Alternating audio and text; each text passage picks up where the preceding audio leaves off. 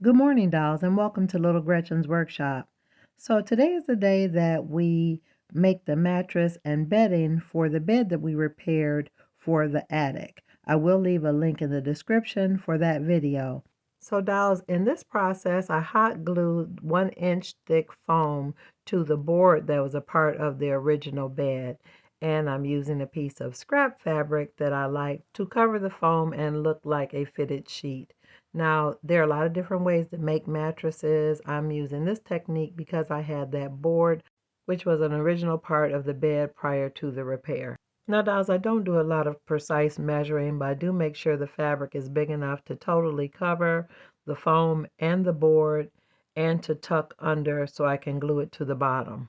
Now you see me here just doing hot glue right around the perimeter of the board and gluing the foam down. Now I flipped it upside down because I'll be using tacky glue to adhere it to the base of the mattress. Now when I wrap the mattress with this faux fitted sheet, I do kind of do it sort of like a present or Christmas present. I do the corners first, and the tacky glue is really good with adhering and holding it while you're working. It's best to kind of spread it out so that it will catch on the fabric really well. Now I do kind of rub it with my fingers to encourage it to stay down.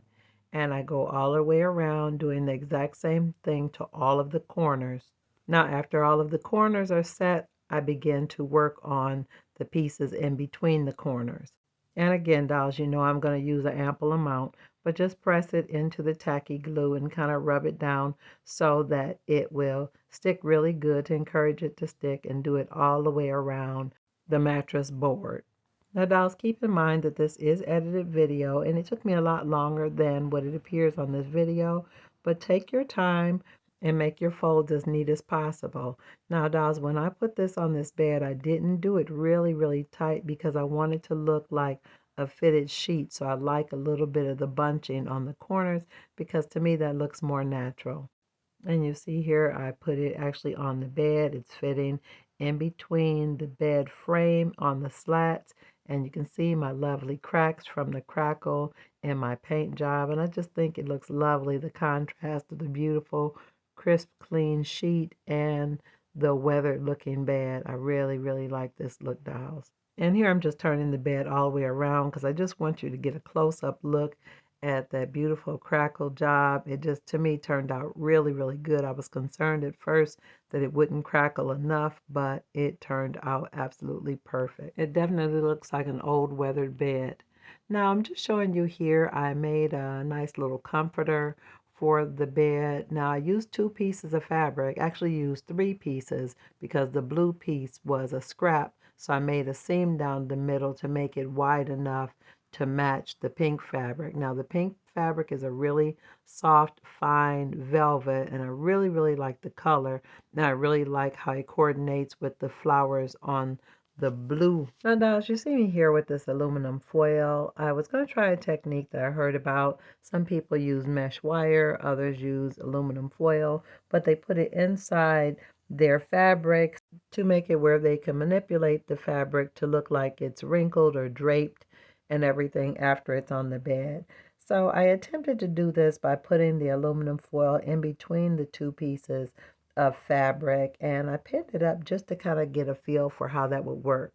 So after the aluminum foil was pinned inside the fabric, I played around with it to see how much wrinkling and ruching I could do with it with the aluminum foil.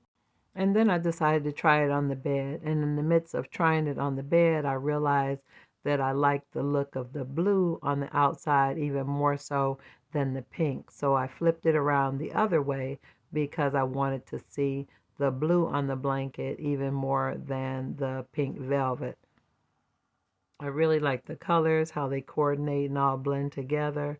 And yeah, dolls, I really, really like coordinating, but I don't like matchy-matchy. So I played around with the wrinkling and the runching and crushing with the aluminum foil. And even though it did do a little bit, it wasn't doing what I wanted it to do. So dolls, I want to encourage you to try different techniques, try out different things because there's no one way to do anything. It just depends on what works for you the best. And although it was giving my bed wrinkles, it wasn't giving the type that I liked. So I removed the blanket from the bed and tossed the aluminum foil, and I stitched up the open end of my comforter. Now I used my clover iron to remove some of the cat faces out of the blanket because the pink side had deep folds in it. Now, after a while, I just let it alone and went on to add my water and glue solution. Now, this bottle of glue was pretty empty, so I thought it was okay to just fill it with water, shake it up, and then pour it into one of my little cups. And I am going to apply this with a brush to just give me more control rather than dipping the whole blanket into the water and then just having to wring it out or squeeze it. To me, I have more control this way.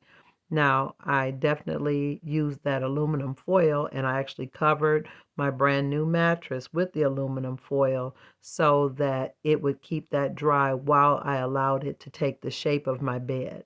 Now I'm folding it back a little bit and tucking it around the sides. Now, dolls, when you're doing this, you're going to have to take your time and apply the water as you need it to get the look you want. And one thing I really love about this, that as soon as the fabric begins to absorb the water and glue solution, you see it taking on the weight and almost taking on the shape of its own on contact, to me, which is exactly what I want to create the draping effect. Now you can definitely alter your water and glue mix, but the more glue you add, the harder and more rigid your fabric will be when it's done.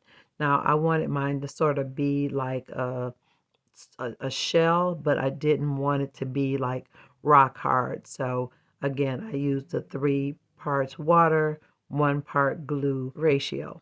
After I saturated that top layer, I did realize that I needed to add more water and glue solution around the edges, especially around the parts that I want to drape and literally puddle, no pun intended, on the floor.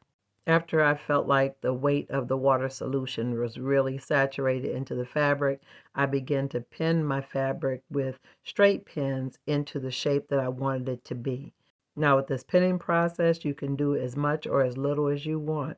This is your project, but you want to pin it whatever way you want your drapes or folds or wrinkles to go.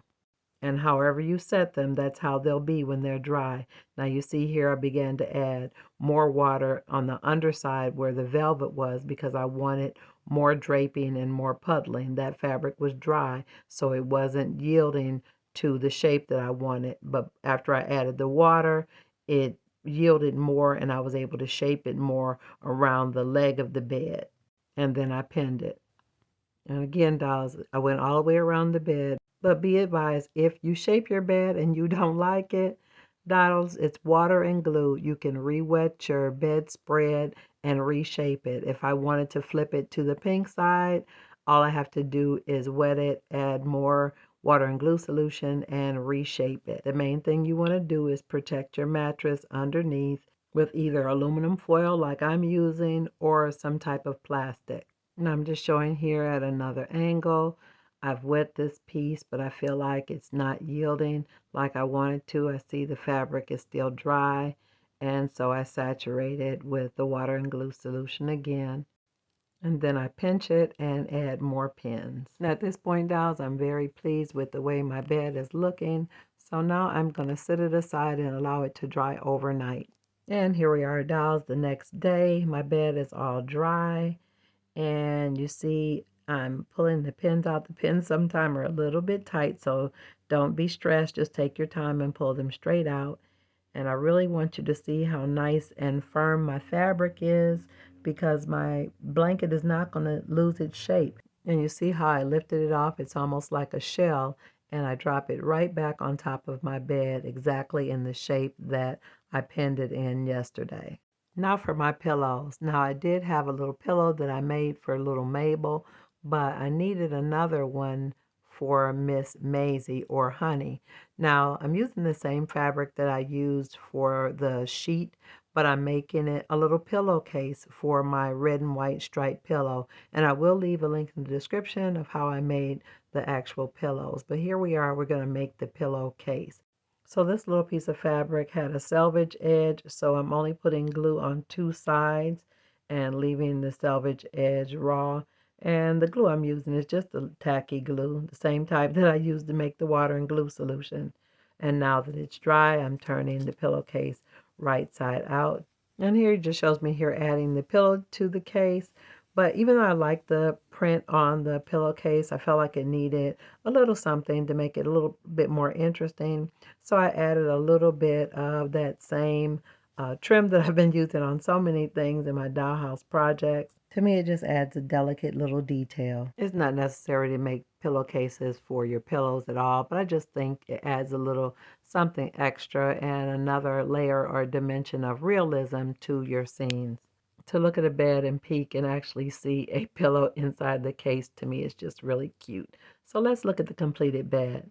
And dolls, here we are in the rooming house attic, and this is the completed bed with the draped blanket on it. I'm really pleased with the way the pillows turned out, and there's the pillow with the pillowcase. And I'm really happy to see this. I made little Mabel a smaller pillow than the one I made for Miss Honey. And we got a chair in the corner there. And I do have a dresser that needs some work on it, but I'm just trying to get an idea for how I'm going to really style and decorate this room.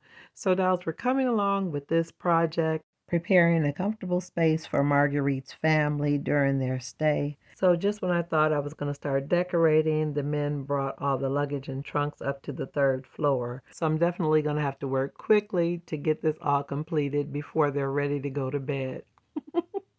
Now, dolls, if you've enjoyed this video today, definitely let me know in the comments. Also, like, share, and subscribe. And I'm looking forward to seeing you on the next episode of Little Gretchen's Workshop. Bye-bye now, dolls.